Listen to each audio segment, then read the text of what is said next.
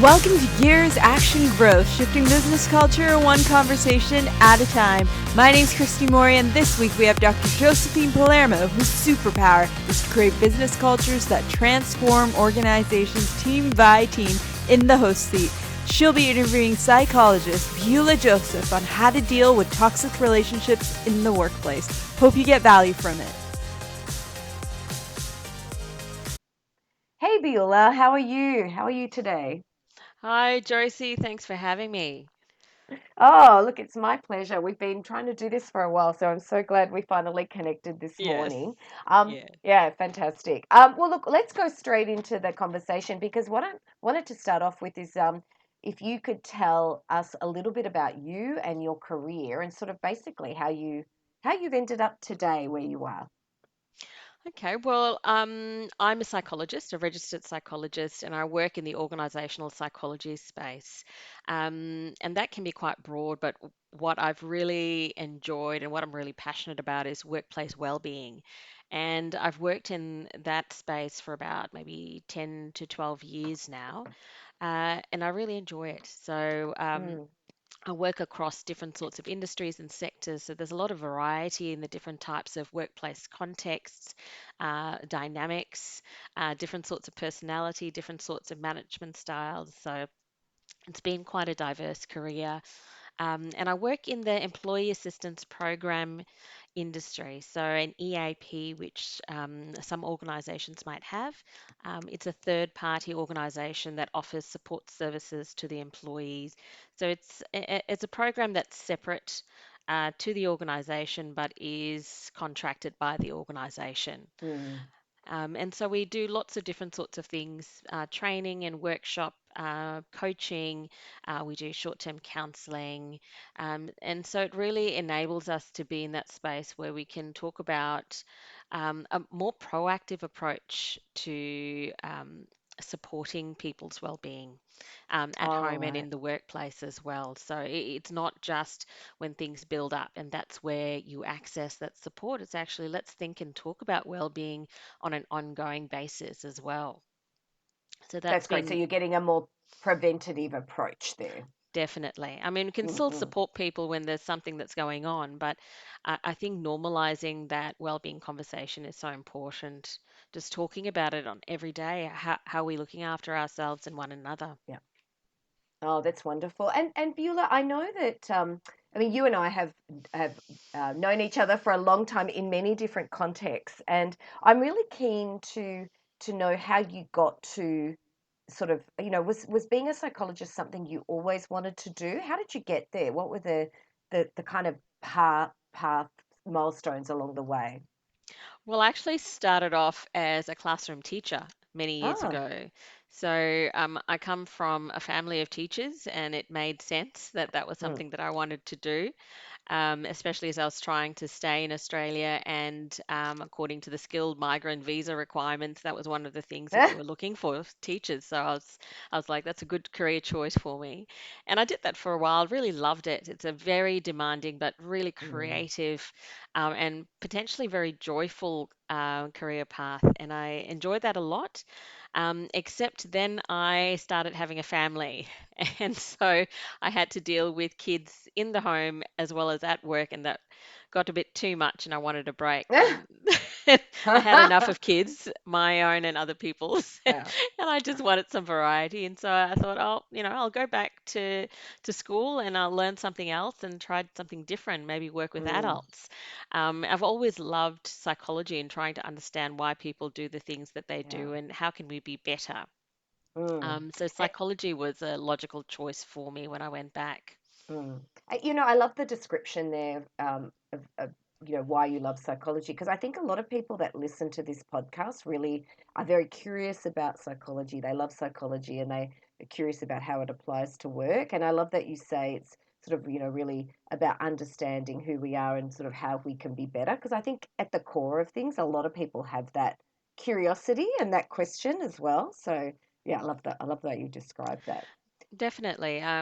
Psychology initially in its inception was all about identifying illness, but it's really evolved into lots of different streams, and particularly in the workplace well-being space, it is about how can we do what we're doing better so that we are thriving individuals. Mm, And there's a real recognition of that flow-on effect between home and work.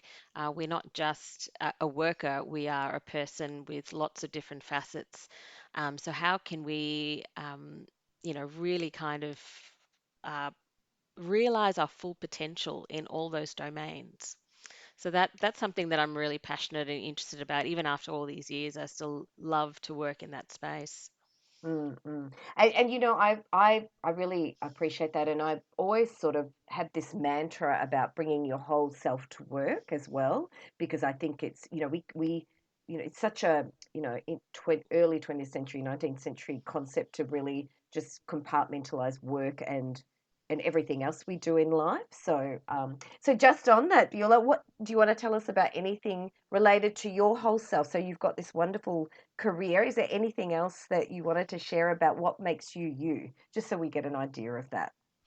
Well, my life has changed dramatically in the last couple of years, I have to admit. I Mm, was a very active performer in Bollywood dancing and belly dancing, and I did mm, West African dancing.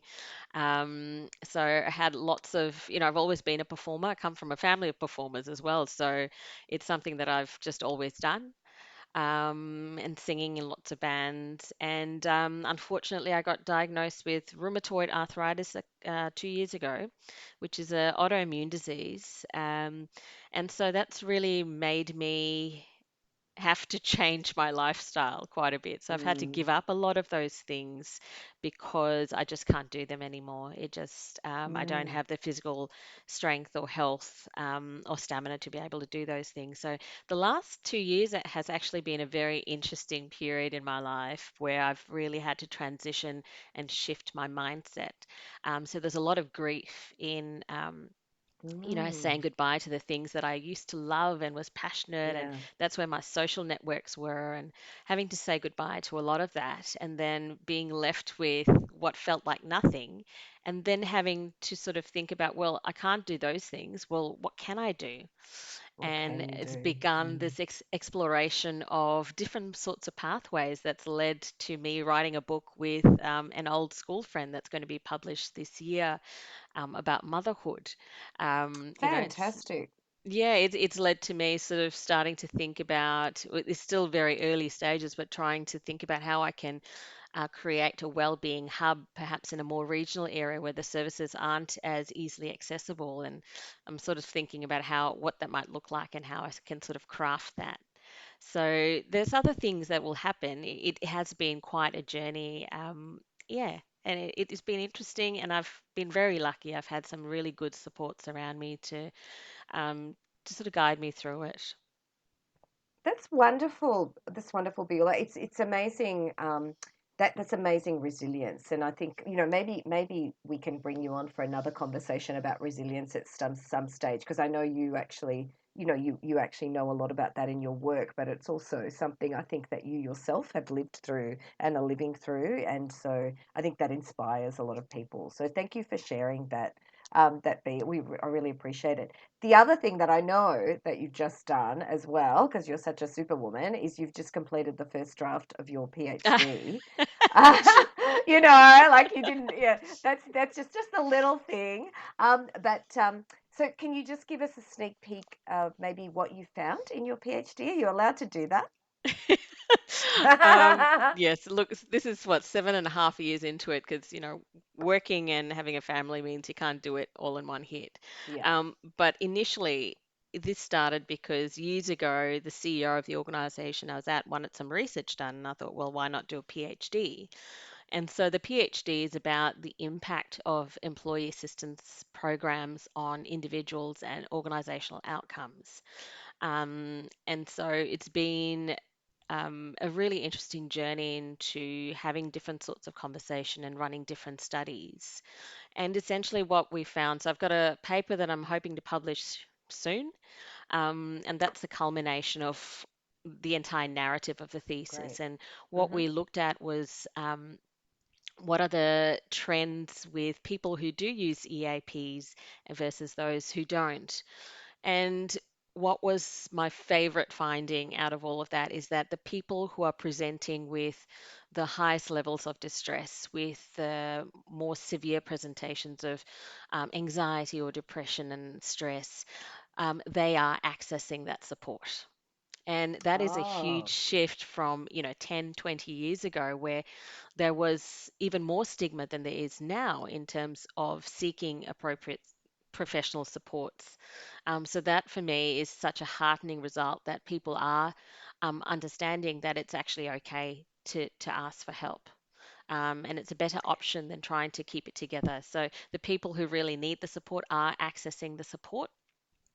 What I that's also did great. find was that there's a lot of scope for um, people who aren't at that crisis point to access support as well. So again, that early intervention, preventative piece, and that's our next step, I think, as an industry and workplace well-being.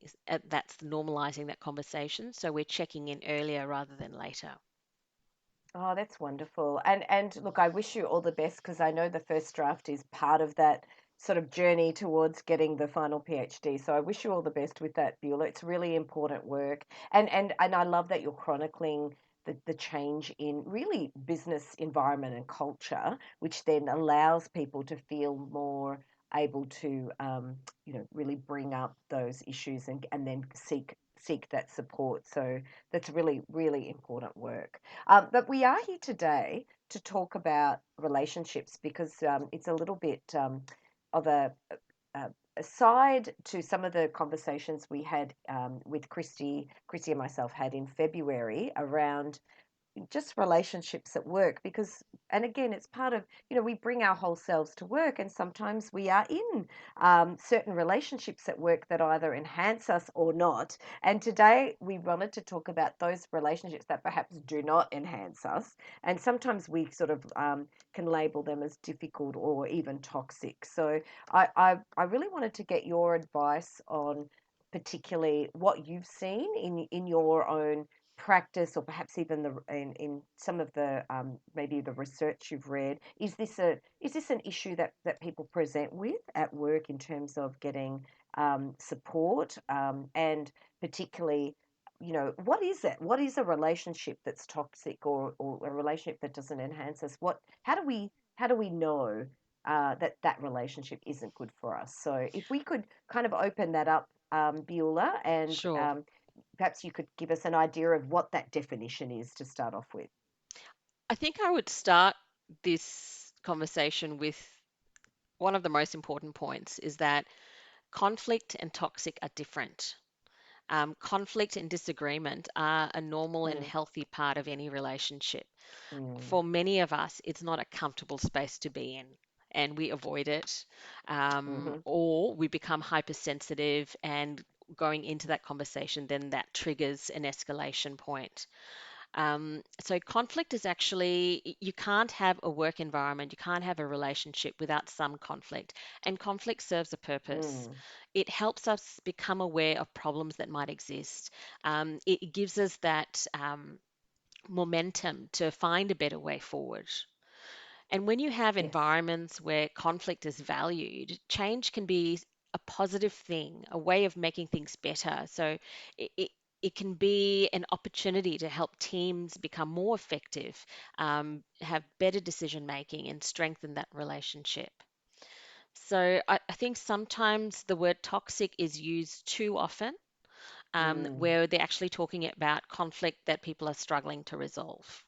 yes, However, toxic does exist, of course, and mm, the difference I think with toxic is it's more when we're talking about a toxic relationship, we're talking about something that's really characterized by this pattern of unhealthy manipulating behaviors and attitudes. So you might see a mm-hmm, consistent pattern over time where someone might lack some empathy or have this desire to exert power over the other person and gain satisfaction from it. So that real mm, kind of tug of war with power and control. Yeah. And it can be even more challenging if the person that you're struggling with is in a position of power, like a manager or a team leader. So they're in a role that has Yeah. established power already, and it can make it really challenging. And Mm. so, in some of the work that I do come across those kinds of dynamics and people struggling to navigate that. In that sort of Mm. scenario, it's even harder to disagree or voice your opinions or contributions. So it is a real thing that happens in workplaces, and it can happen in workplaces.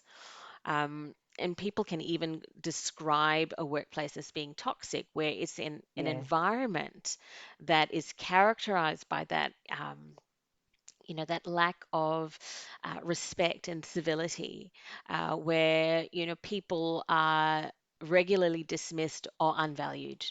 You might Mm. find a toxic workplace where there's a lot more favoritism, and it's not necessarily a merit-based Mm-hmm. approach. It's, whoever the favorite is, and then that then worsens those power plays as well.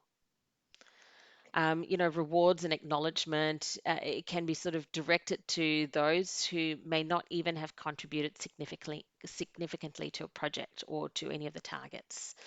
What you tend to find in those kinds of environments is that people can be quite on edge, and become a lot more hypersensitive.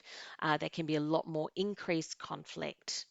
You might also have an overemphasis on self advancement and much less efforts and focus on moderating inappropriate behaviors or actions and words.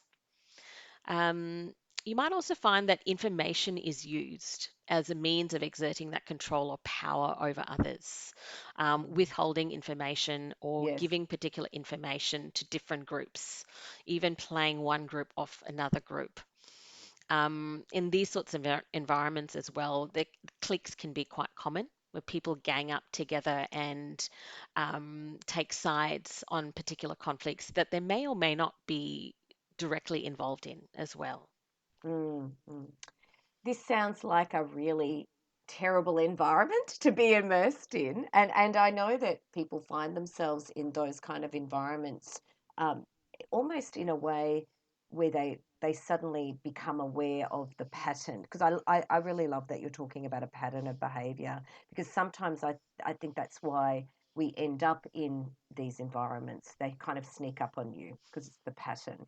Very Do you much have any so. examples? Yeah, do you have any examples of where that's happened to someone, Beulah? I'm just wondering if there's something, just to bring it to life, because I think that's why it's difficult sometimes to avoid some situations or some relationships. I myself have had experience with that, where I have Yeah. eventually then left the work environment because Mm. it was just so horrible to be in. Mm. And they can have really significant impacts on your overall well-being. Mm.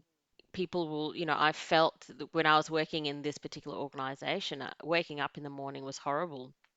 What was the motivation Mm. to get out of bed, and then to go in and face that kind of, high conflict political environment? And all I wanted to do was the work. It's really Yes. debilitating. Mm. Um, you might also get these sorts of environments might become a bit more common when there's been organizational change over a period of time. And some people might be struggling a bit more with that, or some groups might find opportunities with that as well. Um, it's not necessarily the case that that's what it's going to be like for an extended period of time. Sometimes things can resolve and become better, Mm. but it is something that can be very common. It also is about what kind of culture does the organization have, and Yes. is that culture valuing things like effort and cooperation, collaboration, Mm-hmm. versus, whoever's got the right connections or whoever's said the right things. Or you might even have, a boys' club, where Yeah. then there's, gender equality and there's discrimination. And yeah, so it's such a common thing, and I think I really Mm. like what you said earlier in terms of it can sneak up on you. Yep. It's so easy for it. It's not necessarily the case where it's really obvious and yep, that's a toxic workplace.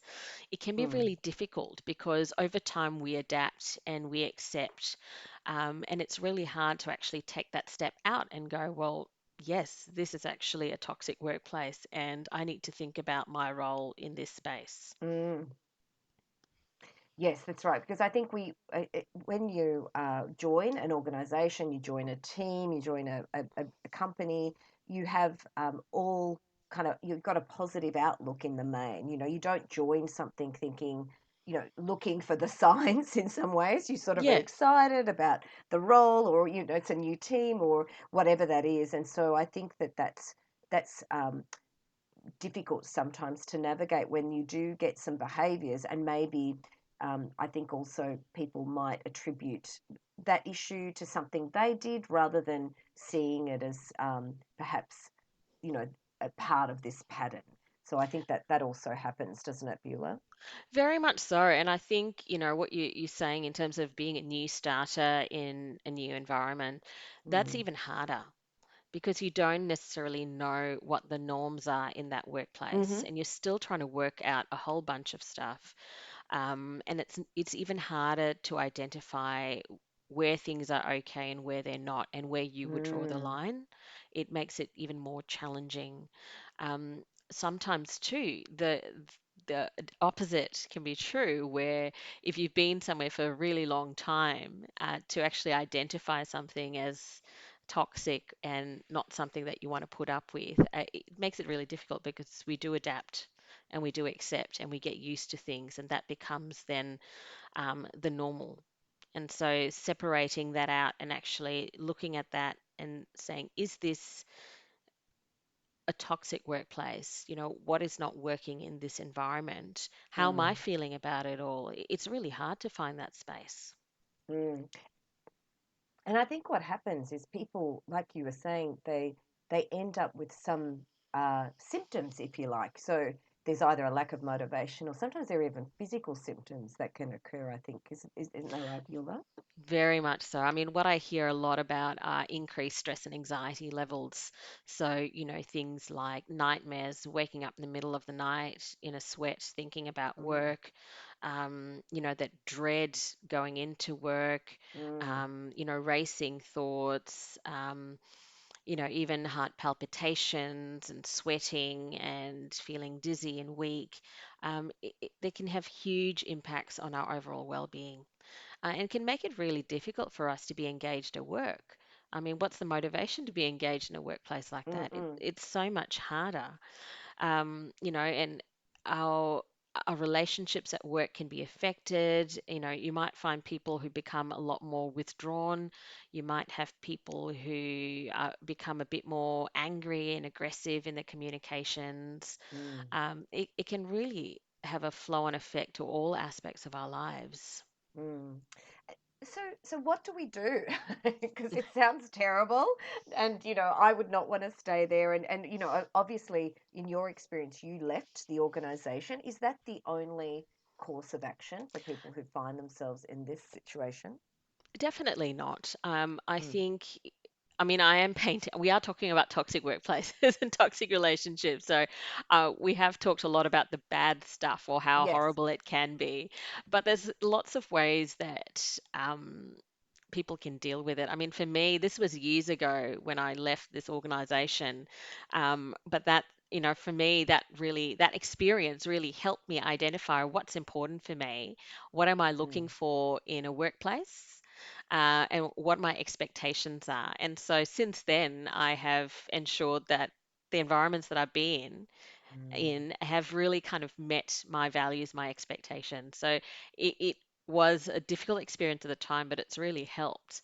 And so I think the first step, if you're not sure if you're struggling with something like this, the first step is to create some space and time for yourself Mm. to reflect and reflect on What is it that what are your values? What are your beliefs? What's Yeah. important for you? What are your needs? And what about this particular environment or this particular relationship doesn't feel right? Yes. Are there particular interactions or are there styles of communications or are there actions that have really grated and rubbed you the wrong way? Unpack that a little bit. Why is that? Is that blocking me fulfilling one of my needs? Is that going against my values? What about this relationship or workplace isn't really working for me? Mm, And I think a lot of people miss that part, and it's almost the most crucial part of, really understanding yourself, but also what is going on around you and how that is impacting yourself. And sometimes, engaging with a coach or a counselor or a mentor or someone who's had that experience before can be really useful in mm. facilitating that sort of reflection piece. And I think Beulah, sometimes people find it difficult to reflect on what they want in terms of their values and expectations because um, perhaps they don't value it themselves. They don't value their role. They don't value themselves, and that can be due to some issues that are not even related to the workplace. So, Yep. how do you start? Because I think for some people they do that, intuitively. They can go into their value base and they can be sort of, I guess, strong in terms of their non-negotiables. But for others, I know that in itself is a struggle. So yeah. Do you have any advice for people like that? That's where I'd say reach out for some support. Mm, mm, Whether it's accessing a professional, whether it's speaking to someone senior, in a different organization or, a family member or friend, just to help have a different voice um, in your head to mm. help you kind of start to piece together a bit of a picture. And the thing is, you might not necessarily have a complete picture at the end, and that's okay. Yeah, yeah. I think it's really important to ask the question. Whether or not you Mm, have an mm. answer in that moment, that's not really an issue. It's continually asking yourself those questions because that enables you to check in with where you're at versus what's inside you. So I Yeah, think as exactly. a daily practice, a weekly practice, that's something that we can all do, regardless of whether or not we're in a toxic relationship or workplace. That really Yeah, that. empowers us with some clear information about what's going to work for us down the track. Mm.